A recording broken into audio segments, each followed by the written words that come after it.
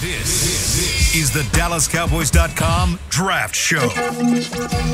Your war room for insider news and draft analysis from deep within the confines of Cowboys headquarters at the Star in Frisco. The Dallas Cowboys select Tyler Smith. And now, your host, Kyle Yeomans. Today is Wednesday, February 15th, 2023. We are now just 72 days away from the NFL Draft in Kansas City. And this is the Draft Show presented by Miller Lite, live from the Star in Frisco and the SWBC studios. Alongside Bryan Broaddus in studio, I'm Kyle Yeomans. We've got Chris Beam in the back running things. And joined again on the phone line, remotely from Ohio, the great Dane Brugler from The Athletic joining us again. Our live studio audience loves it as well. We've got two of the greatest draft minds in the media, in my opinion. Thank you. On this show at the same time. This is going to be a fun one. I'll tell you what, it is fun. It is a lot of fun. And when, we're going to miss Aisha today. Hopefully she'll be back with us tomorrow. And Bobby, too. And Bobby. But to have Dane on, I mean, I go so far back with this guy. And now to see all the success and the way he handles that success, but also the way he handles the criticism. To keep coming back and doing this, I think is a lot. It's a lot of fun. I love working with this man. I have I've loved watching him grow as a draft analysis guy. I think he's one of the best in the business. And I'll tell you what, if I ever was a general manager again, which probably will never happen, Dane, I'm sorry about this, that would be the first cat I'd hire. But I'd go to work for this guy, too, if he was a general manager, because he'd probably be a lot better general manager than me. What you think, Dane? I'm perfectly fine doing this with you guys, on the media side. So, no, Bryan, it's been over 10 years now. Yeah. Over 10 years we've been doing this, and our conversations on air, off the air about these guys. No, I've learned so much from you, and so it's been fun to apply that into my own scouting. Criticize people are criticizing my stuff. Okay. I'll tell you what, man, you're learning how to handle it, because they don't always see this eye to eye. I tell you what, it used to bother me, and now it doesn't bother me anymore. I just talk about ice cream. Your Rocky Road's my chocolate chip, man. We're all good here. Just as long as you put in the work, you can say whatever you want, right? Yeah, 100%. You got it. I love the fact that Bryan's bringing up criticism, because part of my goal today is to get you guys to fight over one player. All right. I want one guy that I want to see you both disagree on, and I want you to just go mano-a-mano, one-on-one. He's gonna like a slow-footed guard from Florida. I guarantee you that's what he's gonna do. I like good players. You like good players. The guy's a slow-footed guard. You know it. Oh, let's get into it. That's the first name on my list. I might be really good at this. So I want to hit some Cowboys draft targets, because there are a ton of guys and girls out in the media and out on their own doing their own scouting. And honestly, I think that's a great thing, man. What's really cool about this whole process is that there are so many opinions. Yeah. And they get to flood in, and Cowboys Nation has so many loyal and true fans that are not just fans anymore. They're their own scouts, and they build their own opinions, and they've got their own shows. So you start to see these names emerge out of those accounts on Twitter or on YouTube, or these different shows that are out there that are all fantastic. I want to hit some of those names, and I want to get your opinion on one of them, and one of them is the slow-footed guard out of Florida that Bryan just brought up, O'Cyrus Torrence. He's an offensive lineman. He's got some skill to him, really good tape, went to the Senior Bowl, was impressive in Mobile. I'll let Dane start. Give me your scouting report on O'Cyrus Torrence, and then I'll let Bryan follow it up. Look, this guy did not have to transfer to Florida to be a top 40 draft pick. He was already that at Louisiana. He decided to go challenge himself. He followed his head coach, Billy Napier, to Florida this past year, and all he did was earn first-team All-SEC, played extremely well as a senior. For a guy that's his size, that thick, wide frame, he can dominate in the run game. You see him. He's got boxing gloves for hands. He just punches his way where he wants. He'll drive you away from the run lane. And then in pass pro, he can set his anchor, drop his hips. And, is he a guy that you want on the move all the time? No, not necessarily. I think his connection rate when you ask him to climb or get on the outside can be inconsistent at times. But if you want a phone booth blocker who, you're not asked to move all the time, can move some, but not all the time, he will dominate the man in front of him. And that's why, he is one of the top 30 prospects in this draft and has a good chance to go first round. Yeah, Dane is right about the mass, and he's right about the movement. And the thing is, I don't see a nimble player. And maybe that's hard for a guy and I think he's dropped weight. I think Dane, initially we were looking at this guy as a 347-pound player. I think he's somewhere now in 335 pounds is what they measured. Yeah, they went down. So, if it means him continually dropping weight, I'm all about that because I think it can only help him. 337. There you go. Yep. I mean, that's 10 pounds from what we were talking about. So, that can help him. I think the thing about him is that he uses that mass to keep rushers off the quarterback, and I'm okay with that. The defenders have a hard time moving him. They have a hard time going through him. If you rush him down the middle, there's a pretty good chance that he is going to handle you. To me, it's when things get a little bit on the edge, I think you can get him to get over the top of his feet, and that will be a little bit of a problem for him. And so I just feel like that to me, when you watch him play, he could be a little tick slow coming off the ball. Mm-hmm. And if you're a massive guy and you're a little bit slow and, you're already probably at a disadvantage right there. The guy is, and Dane's right. He came from Louisiana. He came with his coach. There's a lot of some positive things about him, though. I think in this day and age, the more I watch these NFL games, we saw a really active, athletic offensive line, a big line in Philadelphia, and even in Kansas City in the Super Bowl, with that ability to play on the edge, to get into space, to get to the second level. I just think Osiris Torrance is a guy that, absolutely consider, but just know the type of player you're going to get. If you're expecting a nimble, light-footed guy, this is not going to be your guy. If you're talking about mass, power, strength, that's absolutely the guy you need to look at. The way that I described it in my stats. Go ahead, Dane. I'll let you go. Two stats real quick on Torrance. 1,500 pass blocking snaps in college, 4 years, 0 sacks allowed. This last year, and now going from the Sun Belt to the SEC, he had 0 penalties, which is very impressive. He had 2 or 3 at Louisiana last year, and then for them this past season to go to Florida and have 0 penalties says a lot about him. So, I mean, I agree.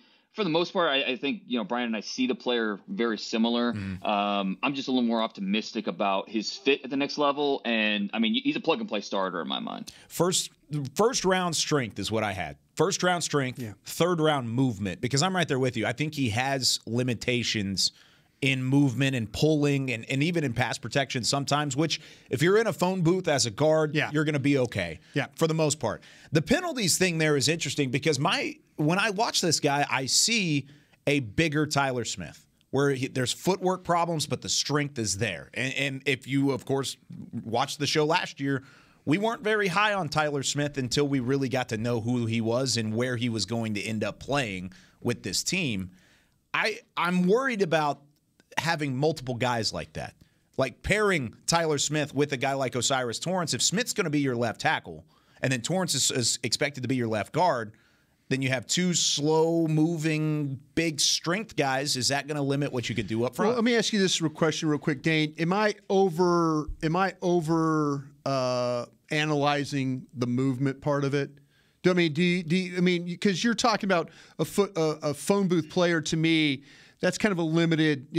When I think phone booth, I think a small area player. Is what I'm looking at right there. So you don't see a guy that plays really wide, right? That you can use in that way.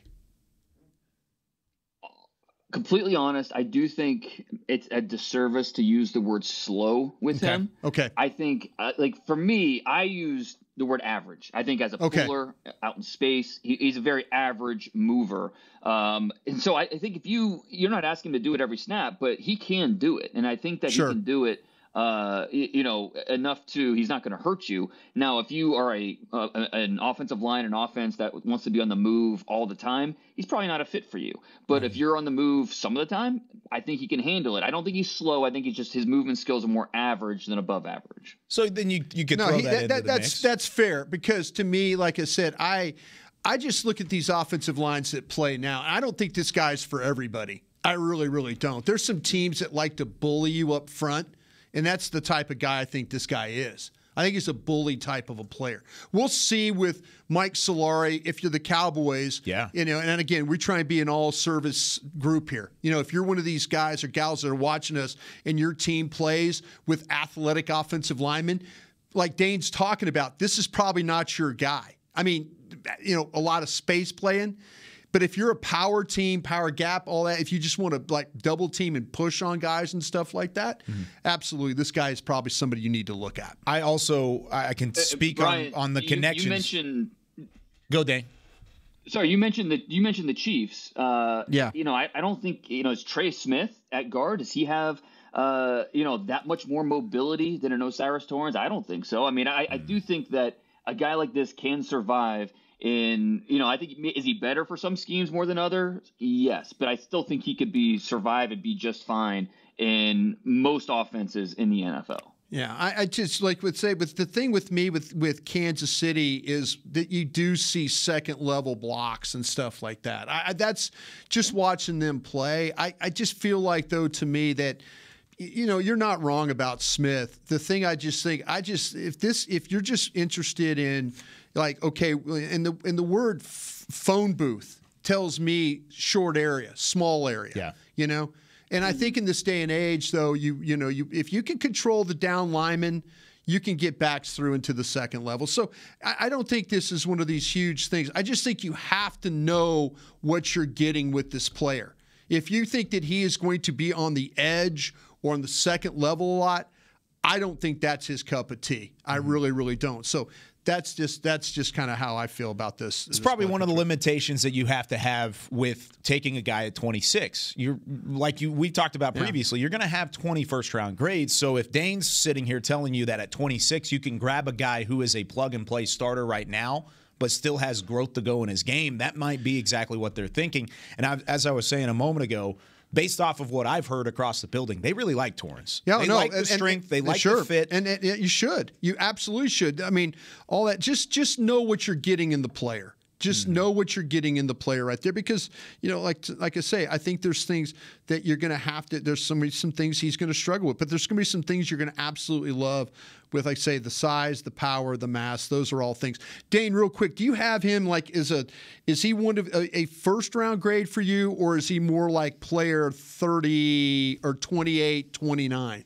Where is he on your ranking? Yeah, He's top 30, like 28, 29 around there. Okay. Late 1, early 2. Yeah, there you go. Yeah, a guy that can come in and start, and Well, you said plug and play, and I don't disagree. I don't disagree with you on plug and play. I don't disagree with that.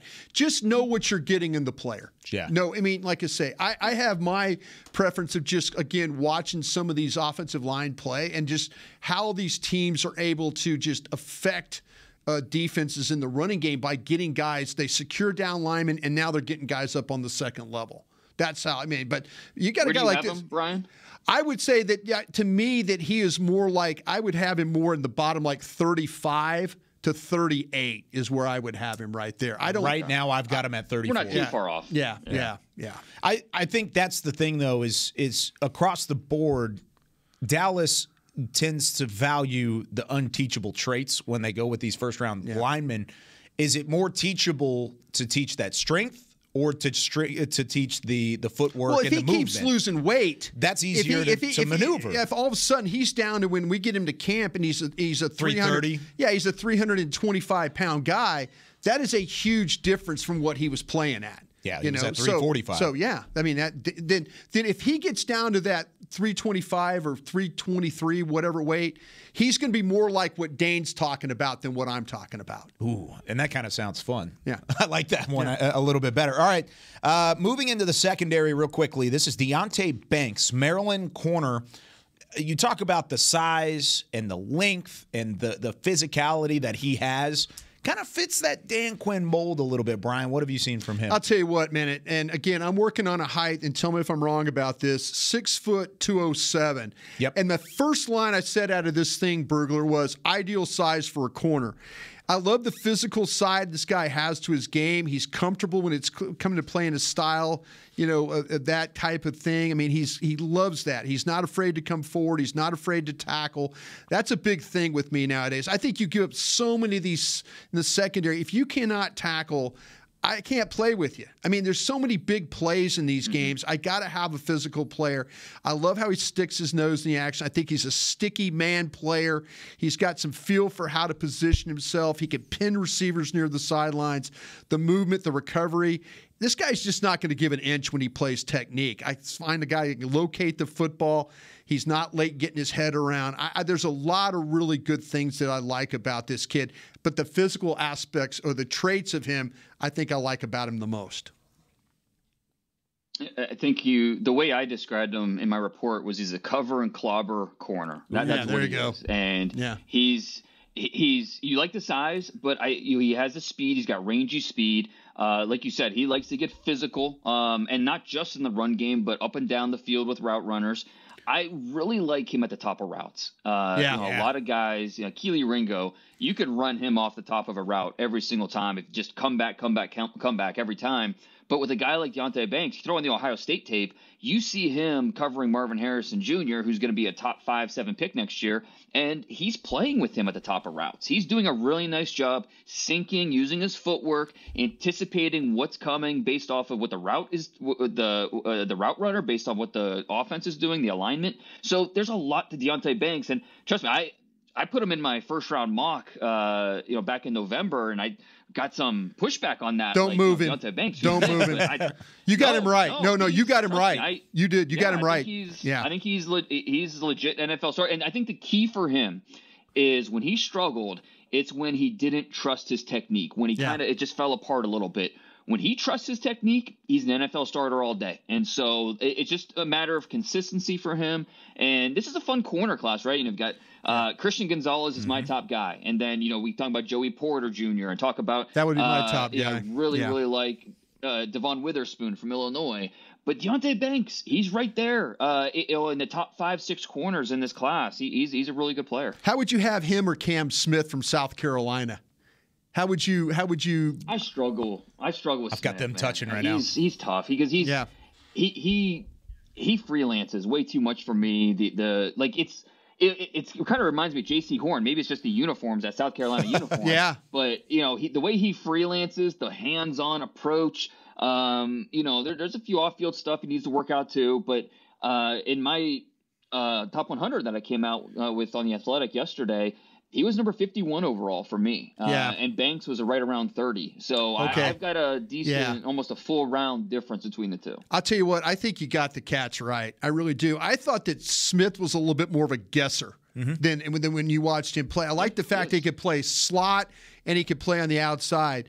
But that's where you don't see him play a lot of tight coverage. Everything was off and loose and that kind of thing with him. So I think you got the separation of the players right. I really, really do. I've got Banks as my third corner right now, and I have Smith as my fourth. They're right there. And I think I like Cam Smith a little bit more. Maybe it is the uniform, because even though he does freelance, I still think he makes plays. Whereas Deonte Banks, he had 8 pass breakups as a senior. I mean, he's not. The production in the passing game wasn't there, but he made up for that with his run defense, with his ability to tackle. He had 40 tackles or something like that in his final season. When I hear Deonte Banks, Dane, I'm hearing a complimentary corner to the opposite side of Trayvon Diggs. Because you think about the speed and the ball skills and the coverage ability of Trayvon Diggs, but he's not a run defender. He's not going to come up and hit you. Where on the other side, you've got a guy like Banks that could come downhill, play in the run, play against the pass, keep at the top of the routes, and then shut down somebody on the opposite side that's a complimentary 1-2 punch at corner that the Cowboys haven't had in quite some time, right? I think that makes a lot of sense. Yeah, a guy that you can trust out there by himself on an island. Obviously, you have to ask yourself, is he ready to step in as a rookie from day one and be that guy? If you're going to invest a first-round pick in him, and that's something that obviously will be discussed in the war room as they build the draft board and come up with their who will realistically be there at pick 26. So, but I think he's part of the discussion. He definitely needs to be. Would you do that, Dane? Would you put him in there and trust him day one?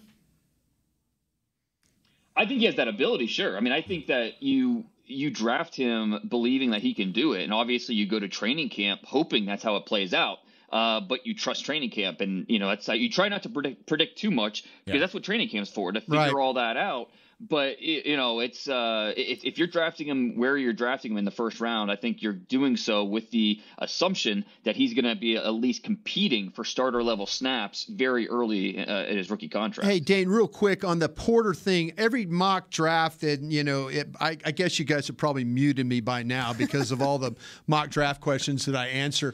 But the thing with Porter. I talked to somebody in Tampa Bay, and they were kind of thinking about him at 19. He goes earlier than 19, doesn't he, Joey Porter Jr., Penn State?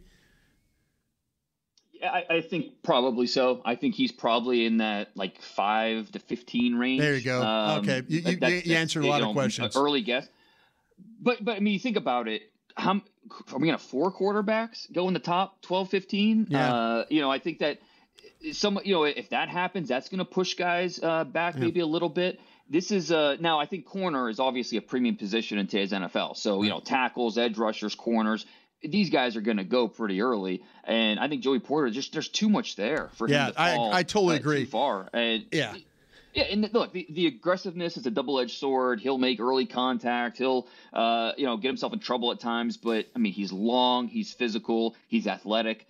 Teams will trust that and bet on those traits all day with him. I've seen the Steelers looking at him at 17 too. So even if he ends up slipping to 17, 19, 20, I don't know if he even makes it. I don't know how he gets to Dallas. That's the kind of I'm in my mind. And someone reminded me on Twitter. They're like, "Listen, CeeDee Lamb got to you." That was once in a you had a situation too where you had a couple of teams that took wide receivers. Ruggs went, and Judy went before. That's Judy. That's how you get. Yeah. All right, last one before we take our first break. Drew Sanders out of Arkansas. We've kind of mentioned him a little bit on this show, but I don't think we've dove in the way that we should around him. He's a local prospect, went to Denton Ryan High School, was offensive player, defensive player, did a little bit of everything, went to Alabama, then transferred to Arkansas, and then blew up in Fayetteville. Bryan, what have you seen when you look at Sanders? I'll tell you what, though, the thing that's impressed about him to me is that the way that he's also can rush the passer. And I really, really, really like that. I think that this guy plays really well in space. I think he takes on blockers. I think he uses his hands. I think the leverage, the power. I think he can walk blockers back. He kind of gets himself free. He can get to the quarterback, too. And I mentioned that about him as a pass rusher. But the thing that he does is that extending his hands, he gets in there quickly, and then he's able to get rid of that blocker and get to the ball. He's a transfer from Alabama. I just think there's so many things that he was so well coached, going from Alabama to Arkansas. I mean, you see the instincts, you see the awareness, and the fact that you actually can see him rush the passer, I think that makes him even more valuable. What do you think, Dane?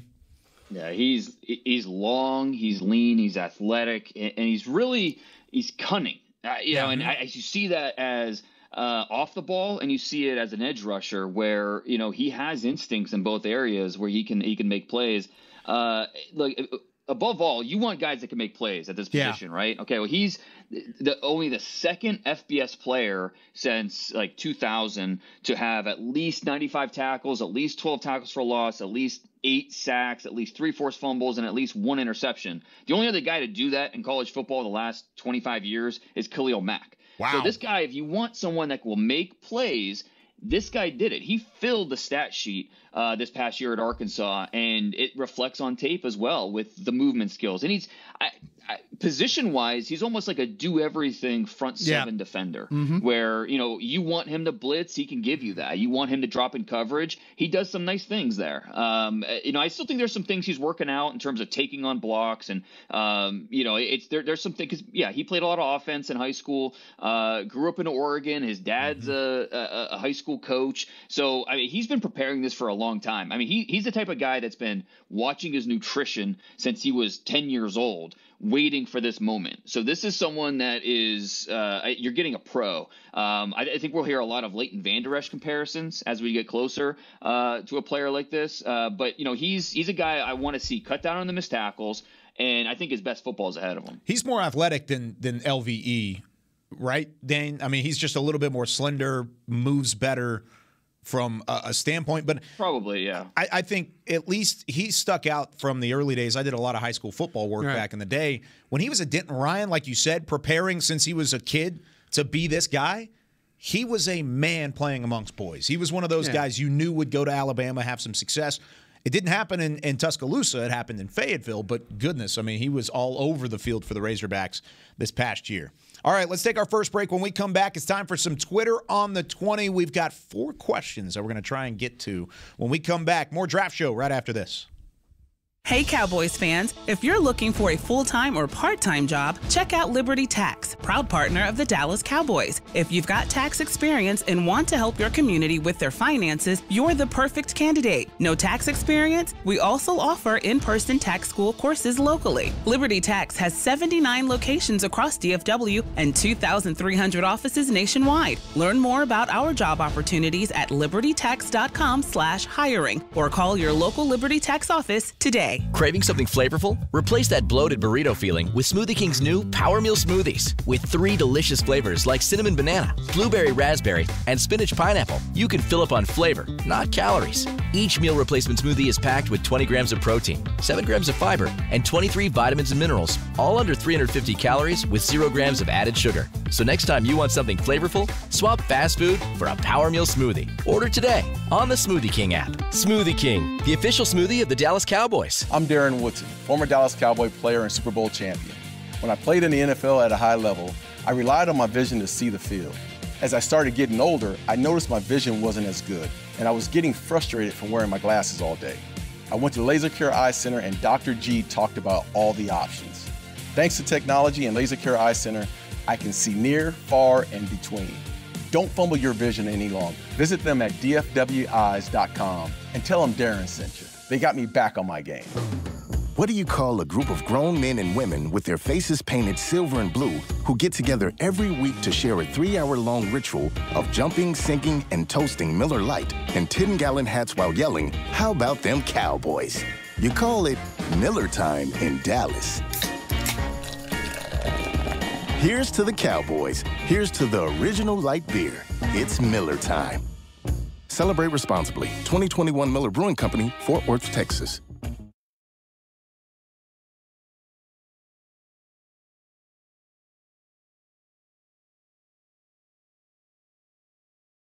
This is the DallasCowboys.com Draft Show. Back here with the Draft Show alongside Bryan Broaddus and Dane Brugler. I'm Kyle Yeomans. Glad you're with us. Time now for your favorite segment. It's time for some Twitter on the 20. Everybody's favorite segment, taking your Twitter questions and answering them here on the Draft Show. Starting off with Stuart. Our friend Stuart says, when prioritizing picks, what positions do you want to take early in the draft if the value is there? And what positions would you rather want to take later, Bryan? Because you don't want to window dress your board. No. You don't want to get too cute with it. No. But there are certain values and places that you could take certain positions. I think it goes really from draft to draft, Dane. Am I going down the right path there? Because to me, I just think that especially when you're picking at the back end of the draft, you have to be very mindful of letting the board come to you. Now, if you start to see a guy slide that you really, really like, where you start to see there'll be pockets of players. Dane will tell you in this draft he really likes the running backs. He'll tell you that he really likes the corners in this draft. He'll tell he probably won't be as high on the wide receivers. Again, I'm putting all these words in Dane's mouth, but I trust this guy. He probably will tell you that the wide receivers are not as strong as they've been the last couple of years. I think there's certain positions that you just look at and in this draft that like, okay, if I wait, where's the quality of guy? And I always believe this, especially if you're picking at the back end. You cannot select a player early enough. If somebody's, that's a reach. That's a reach. No, you tell me if I'm going to get back to my spot in the second round or late in the third round that same player is going to be there. No, it doesn't happen that way. Yeah. So you have to be ready to maybe go for a player maybe a round earlier than you would think, especially at the back end of the draft. I just feel like that, but you could also, you'll see those positions and you feel like, okay, I could be a little bit more patient at corner because I kind of feel like all the guys are legitimately the same type of a player or at defensive end. Go ahead, Dane. I think you nailed it, Broaddus, when you said that it depends draft to draft. I mean, there are some drafts where you look at your board and you're like, wow, corner just drops off after the third round. I mean, we just don't have any day 3 corners we love. Right. So let's make sure we get one in the first 3 rounds. So I think it just really depends. On the flip side, look at this running back class. It is absolutely loaded in the top 4 rounds. And that's something that, it's going to end up affecting where Bijan Robinson goes. Bijan Robinson is one of the best talents in this draft. There's no question about that. But he's not going to be drafted nearly as high as he should because the position that he plays and the fact that some teams will look at it and say, you know what? We've got starter level grades on guys that are going to go in the 3rd. Maybe even someone, Eric Gray from Oklahoma, might fall to the 4th. We feel really good about some of these guys. So let's take a tackle here in the first round and let's wait to get our running back later. So it just draft to draft. I think it'll really change up based off of the draft board and how teams feel about these guys. When you set your board, you will be able to see, like what Parcells used to say, it's like they're stacked in there like club sandwiches. The players are all stacked in, and you try and get yourself a little bit of some depth or room between the, first round, second round, third round. I mean, you just don't want to shove all these guys into that second round, and it'll remind you when you lay it all out. They'll start getting picked off, and then you'll have 2 or 3 tags on a particular player, and you're like, okay, I could trade back if I have to because I got the same player right there. The corners might be the same. If whether you take, whatever corner you might take, there might be 2 or 3 of those guys that are kind of the same guy. Yeah. So you're not. It's like, okay, if people are trying to come get your pick, you can make that determination, or you're like Dane's talking about. If I don't take this guy right now, the drop off is so bad, I'm not going to be able to get another one like him. That makes a lot of teams have to push and go get a guy, particularly off that board. My producer mind is starting to churn with the conversation here. I think we would have a lot of fun if we brought a whiteboard in here. Oh, sure. And you've always talked about this show being very much so like a war room. Yeah. Putting up a whiteboard, and then I'll run through scenarios with everybody and try and and we can actually build a board together because we all build our own boards. Dane's got his, you've got yours, I've got mine. We build these boards, and then you do it as scouts, and then you come together and you build one consensus board. Yeah.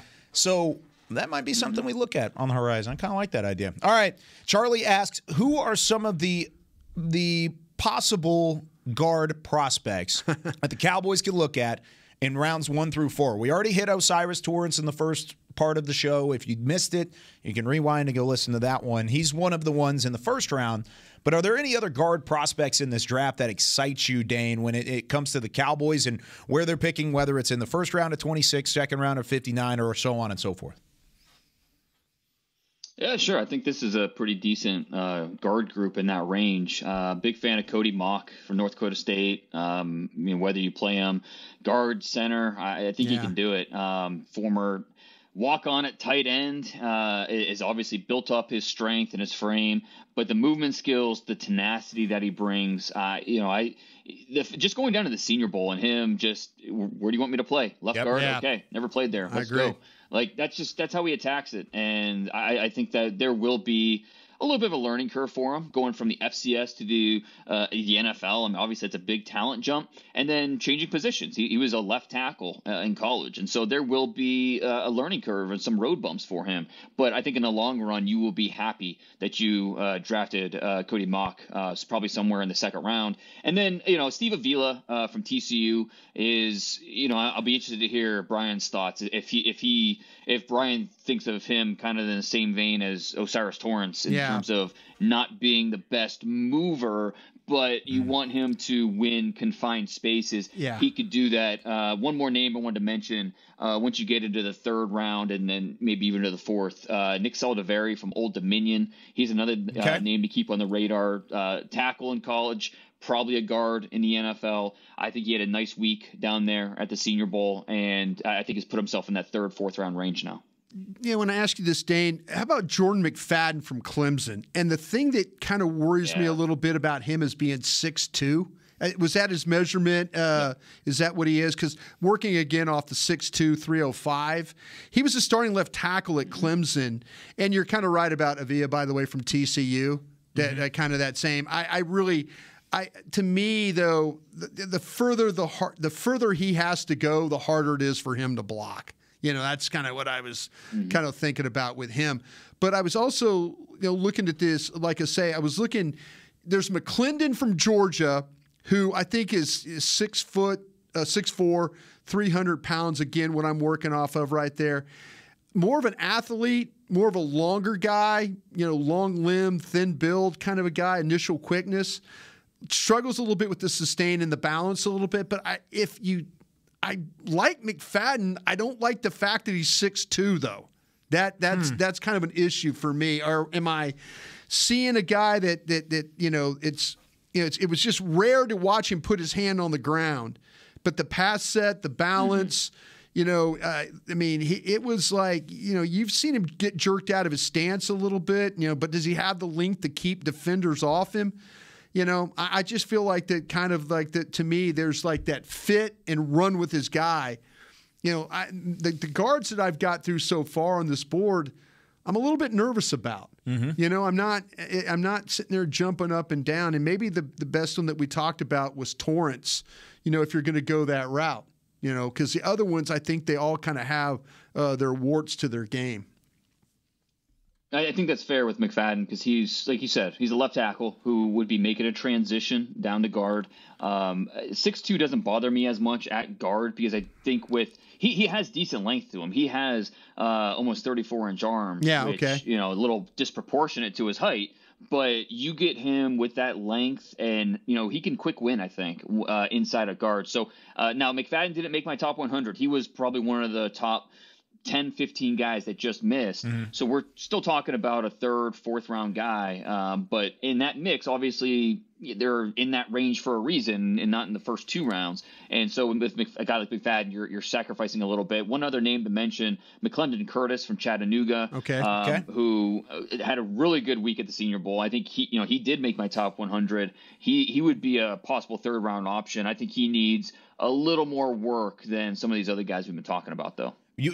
Going back to, and by the way, I like McClendon Curtis because you watch those Senior Bowl practices. He was one of the guys from a smaller school where in the past they've had some UT Chattanooga guys out there, and they haven't necessarily panned out or they haven't looked a great way. Well, that's the great thing about the Senior Bowl. Big one. Dane and I, all of us can talk about Ali Marpet and what he did at Hobart. So don't let the small school. Kyle Duggar. There's some guys that have stepped in and played well in this league, being from those small schools. And that's a big reason the Senior Bowl is as successful as it has been. Absolutely. Going back to McClendon, one of the things that I wrote down when watching the Senior Bowl, I think there are a lot of things that he's good at. There's nothing that he's great at. And then with his size, he's listed during the Senior Bowl, he was listed at 6'4", 290. Yeah. If he's at 290, I don't need lower body stiffness. And he was stiff multiple times throughout the tape, throughout the Senior Bowl. I thought I looked at his game, and I didn't love the movement below the waist. And if you're not able to move at 290, what happens whenever you get up to 310? and you're at 305. Well, here's one of these positions. So, the Cowboys are looking potentially at a left guard. Yeah. And, do you have enough candidates? Like to Dane's point, Torrance at 26. If you're gonna go make that play, you want to fix the left guard spot, you go get Torrance, because other than that, I don't think your options are particularly great. Again, I haven't seen all the guards yet. Yeah. But I'm getting a little nervous about the ones I have been seeing. Have y'all seen, or I know Dane's seen him. McClendon. Go for it, Dane. He's actually 330. He was 330 at the Senior Bowl. He's massive. I mean, he's a guy that has actually, he was much heavier than that. And I think 330 is a good spot for him. He just needs to learn that in the NFL, he won't be able to overpower everybody. That's so Warren McClendon, Georgia's 330. I mean, we had him as. I've got him at 290. Are you talking about Chattanooga McClendon? Oh, I'm sorry. Yeah, McClendon Curtis. Okay. McClendon Curtis is 6'5", 330. Yeah, he's massive. Yeah, I haven't seen the Chattanooga kid myself. The Warren McClendon was who I was saying at 290, Dane. Gotcha. Okay. And honestly, I'm probably keeping him outside. I think at tackle. I don't know that I don't know how he's going to look inside a guard. He's a tougher one that I don't know that.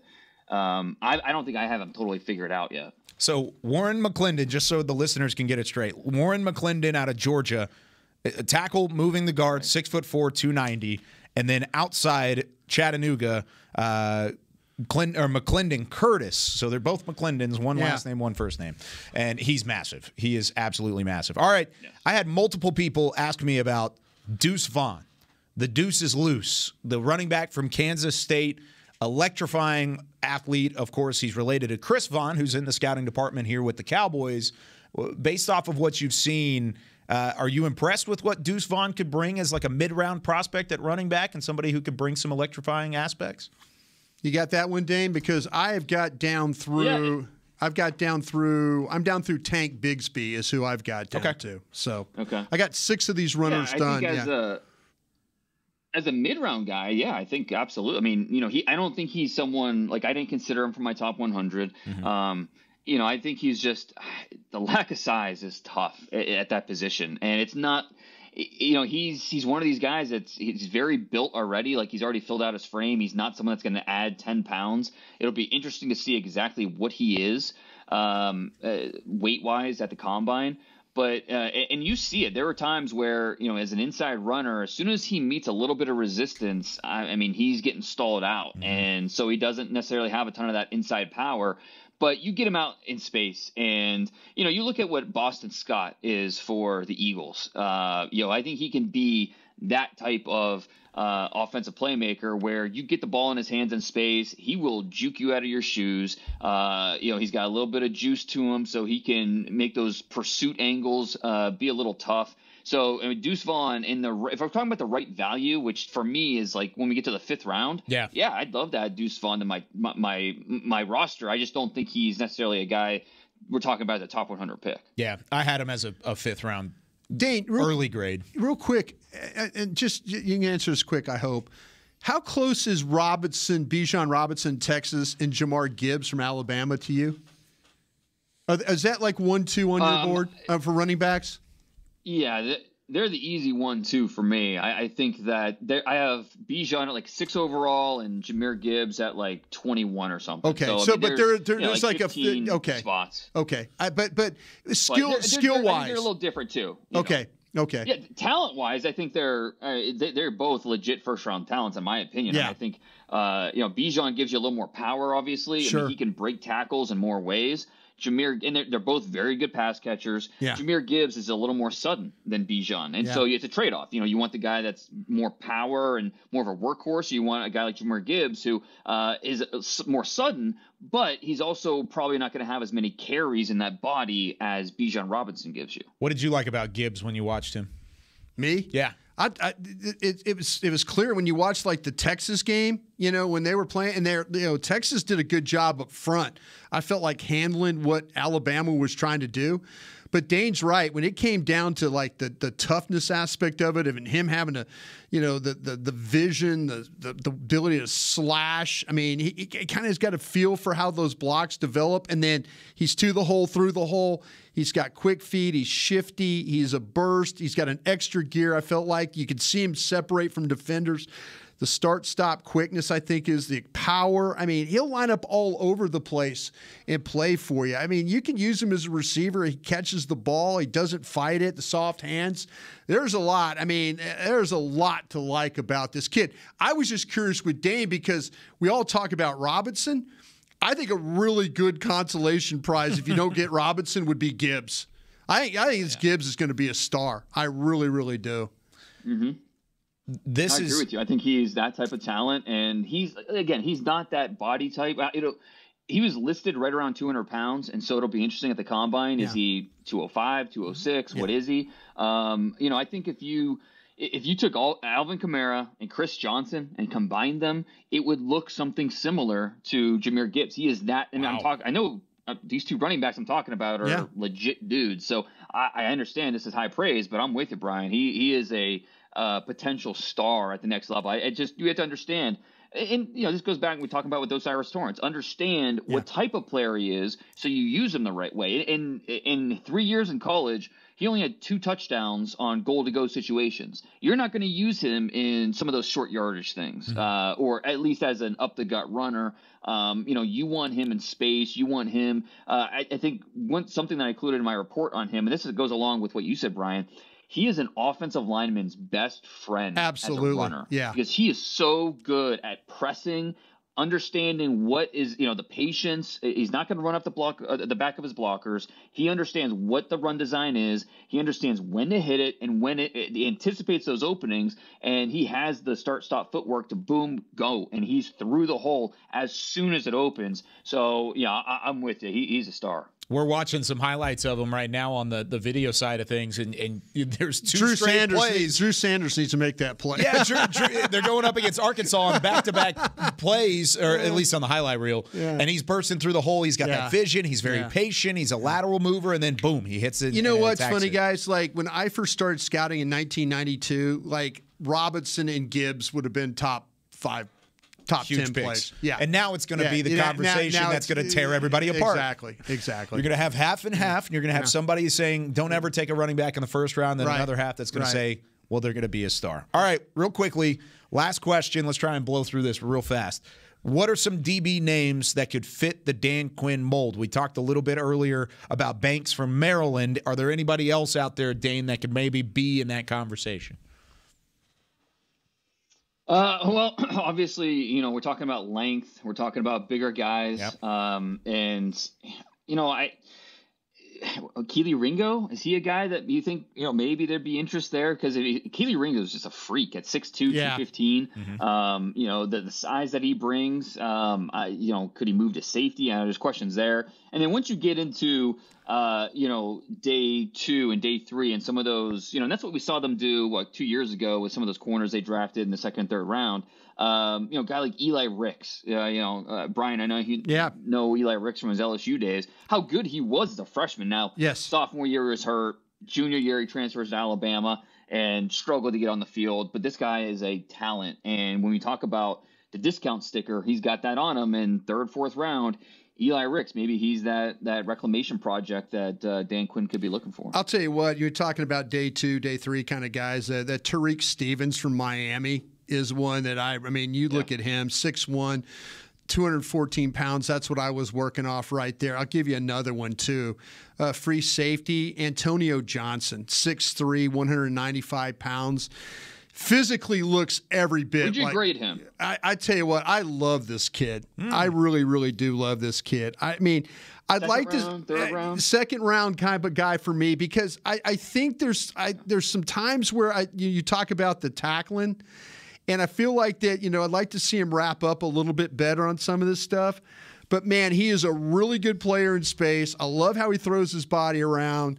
He's just not going to let anybody get by him very easily. I think that he play all over the formation. They'll put him in the slot. They wherever he has to play, he's going to play. And I think the length about this kid really, really helps. And again, I mentioned Stevenson from Miami. Yeah, Miami. That's another guy. I think he might be a safety too. I think you could play him he's got that ability to where he can. I feel like he can cover. I feel like that he puts himself in position to make plays. The length helps him to knock the ball away, work around the receivers instead of through them. There's some guys that in this secondary, whether it's corners or safeties, I think are going to make really good players for somebody whoever drafts them. Antonio Johnson out of A&M, and then Stevenson out of Miami for both of those guys. Yeah. Stevenson currently listed as a corner, has that position flex, and then Antonio Johnson listed as a safety. All right, let's take our second break. When we come back, Dane released his top 100 on The Athletic. You can check it out as soon as right this second, as you should. But we're going to hit some of the talking points on that and wrap things up on this edition of The Draft Show next. I'm Dak Prescott, quarterback of the Dallas Cowboys. Blockchain.com is one of the most trusted ways to buy, sell, and trade crypto. Whether you're always on the go or stay closer to home, Blockchain.com is just a few taps away. Put the power of crypto in your pocket, so no matter where you are, you can trade on your terms and build a crypto portfolio to fit your life. For crypto pros, rookies, and anyone in between, Blockchain.com makes it easy to own a piece of the future. Blockchain.com, trusted by millions, trusted by America's team. In a stressful world, Lincoln provides balance and calm amidst the chaos by creating sanctuaries that move you through the world with ease. Our vehicles make your time richer and more uplifting with human-centric design, intelligent technology, and powerful performance. As the official luxury vehicle of the Dallas Cowboys, driving a Lincoln is just another way to show your team pride. Experience our full lineup of luxury vehicles, including the Corsair, Aviator, Navigator, and Nautilus at Lincoln.com. What do you call a group of grown men and women with their faces painted silver and blue who get together every week to share a 3-hour-long ritual of jumping, sinking, and toasting Miller Lite and 10-gallon hats while yelling, "How about them Cowboys?" You call it Miller Time in Dallas. Here's to the Cowboys. Here's to the original light beer. It's Miller Time. Celebrate responsibly. 2021 Miller Brewing Company, Fort Worth, Texas. Star Sports Tours is the only official fan travel partner of the Dallas Cowboys, offering exclusive game weekend travel packages with pre-game sideline access and photo ops with current players, cheerleaders, and Cowboy legends. You want to stay at a team hotel, attend the best tailgate party in Texas, tour the Star, and talk X's and O's with me, Everson Walls? With Star Sports Tours, you can. Visit cowboystravel.com to book your travel package today. This is the DallasCowboys.com Draft Show. Back here on the Draft Show, wrapping things up here from the Star in Frisco, presented by Miller Lite. Of course, we'll be back tomorrow, 11 a.m. Central Time. But before we wrap up this episode with Bryan Broaddus, we've got Dane Brugler on the line from The Athletic. I'm Kyle Yeomans, and if you go on to The Athletic, Dane released his top 100 this week, his most recent edition of the top 100. Dane, one, fantastic work as always. Two, I want to know, who was the biggest change? Who had the most movement back and forth from your original top 100s and now into this one? Well, and this is my first top 100 I've done. I did a top 50. That's right. Back in December, and now that we got past the All-Star season, okay, now time to reset the board, get a top 100 out there, and a couple juniors, because I work so much on the seniors, and then right around this time is when I really dive into the underclassmen. Kalijah Cansey, the undersized defensive tackle from Pitt, love him, and that's I'm not gonna lie, I have a small bias, with smaller players. It's just something that you can't.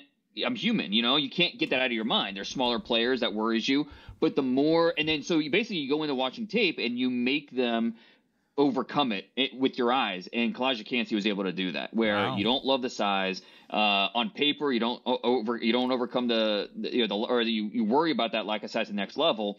But then the more you watch, the more you keep coming to the conclusion that, okay, this guy's he's defeating blocks at will because he's so explosive. His hands are so quick and violent.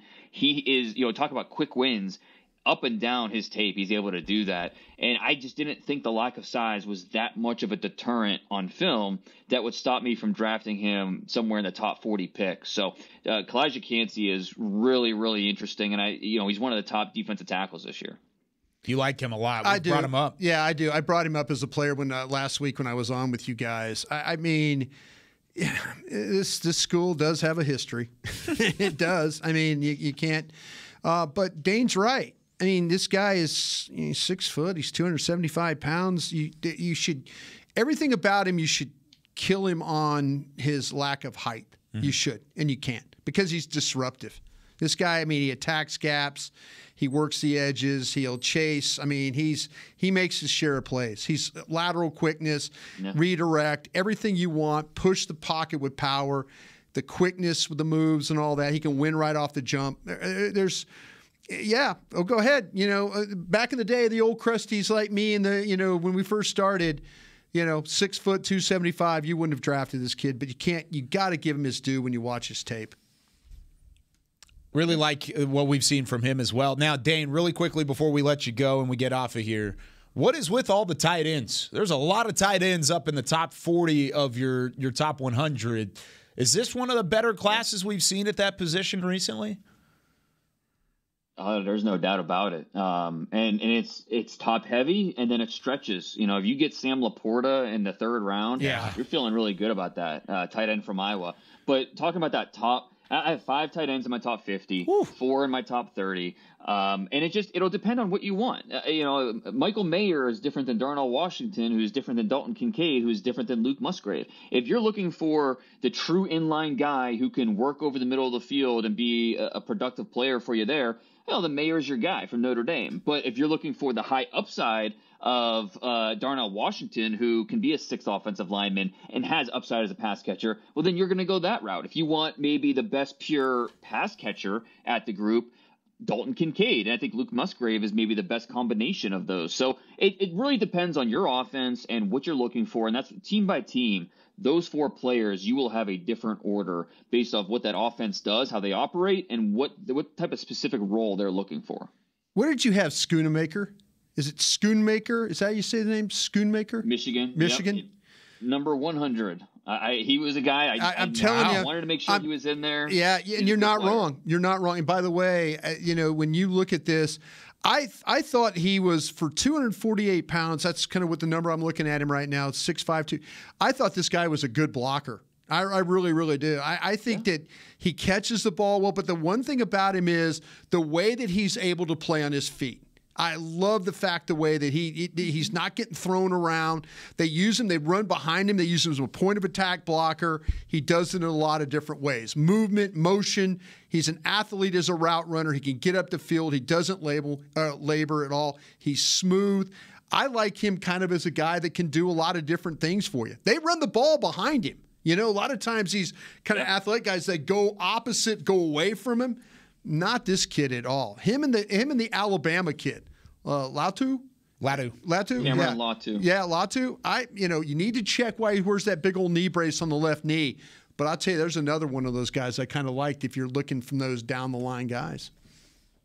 You like both those guys? Durham, what he did at the Senior Bowl. Yeah. Cam Latu.